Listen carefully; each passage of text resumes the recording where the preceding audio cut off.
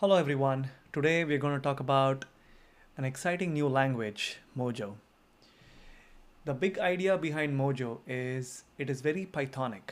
It feels and looks like Python. It has access to all your Python libraries. It is the one language which is meant to run on your CPUs and GPUs without any extra software. And it's built on the latest and greatest in compiler technologies. So in essence, Mojo has the simplicity of a Python, but a performance of a C or a C++. Now one might ask, why do we need another language? In a typical machine learning application workflow, a data scientist would use a Python for research and training. But when it comes to optimizing for production, we have tools like TensorRT, Onyx Runtime, and convert that Python code into a C or a C++. After converting, you'll have to write certain codes which are specific to hardware so as to optimize it. This creates a lot of deployment headaches. And this is just for one hardware. If another hardware is being purchased by the company, you'll have to rewrite the code, but in the libraries meant for that hardware. Now, you can see where this is going. You'll have multiple code bases and multiple teams managing them.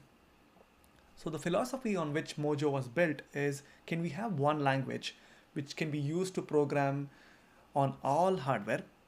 It should be as simple as a Python, which can be used for research and training, but also can be as fast as a C or a C++, which can be used for production inferences. So in essence, I think they're trying to create a language or a platform where we can write once and deploy anywhere. So in this video series, we will look into GPU programming for Mojo. And before we go into the programming aspects of it, we'll have to understand certain fundamentals of a GPU. A GPU program has threads, blocks, and grids. Threads are the single smallest unit of compute. They are grouped into what's called as blocks, and blocks are further grouped into grids. So the grouping is meant for sharing memory, sharing data, and executing all of them at once so as to maximize the efficiency. A function that you write on a GPU is called a GPU kernel. How is GPU different from a CPU? CPU has fewer cores, fewer threads, but they're all meant to do very sophisticated functionality, like talking to database, connecting to a network, rendering a UI. Whereas GPU doesn't have all of those functionalities. It has thousands and sometimes millions of cores, but they all do simple tasks. It could be matrix multiplication, it could be simple division, but they do it in parallel and they do it across thousands and millions of cores. That's how they are different from each other.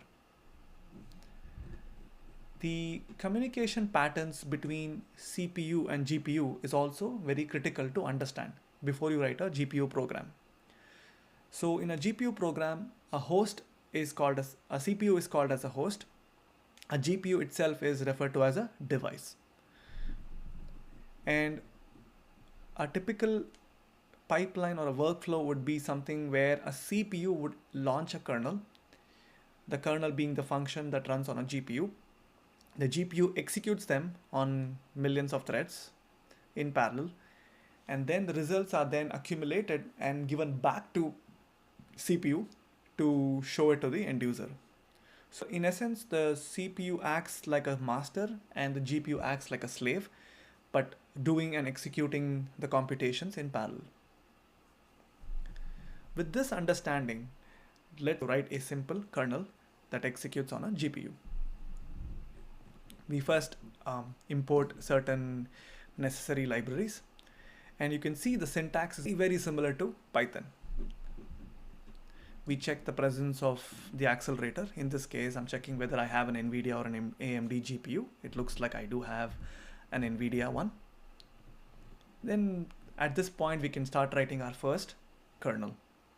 So here the kernel is called print threads. You can see it's a simple function.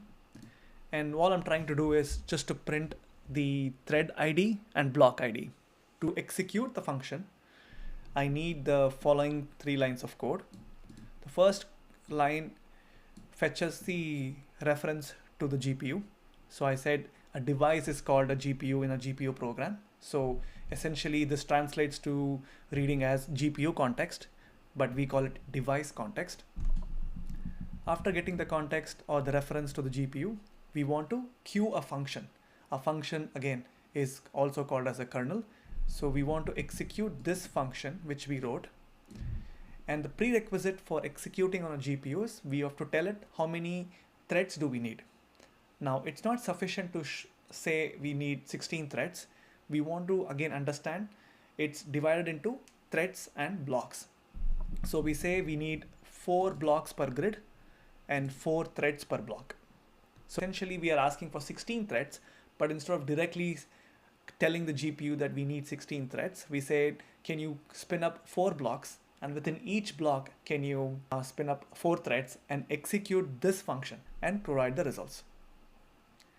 This will queue the function on the GPU and execute them in parallel, but we want to wait for all the threads to finish. And hence we call synchronize, after which it's printed on the screen. Here we see that block 1 has 4 threads, block 2 has 4 threads, and so on.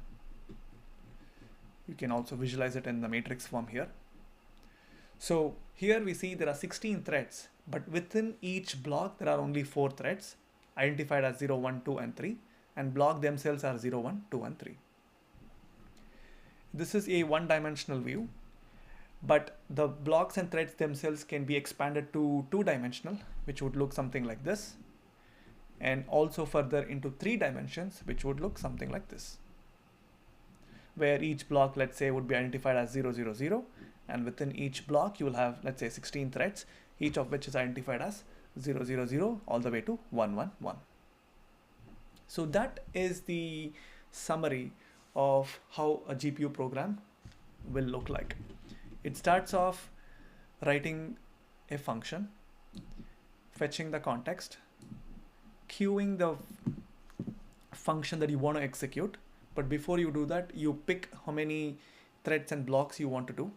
And as in the further series, we will see why that is important. It depends on how big your data is, and you have to carefully pick so as to maximize the efficiency.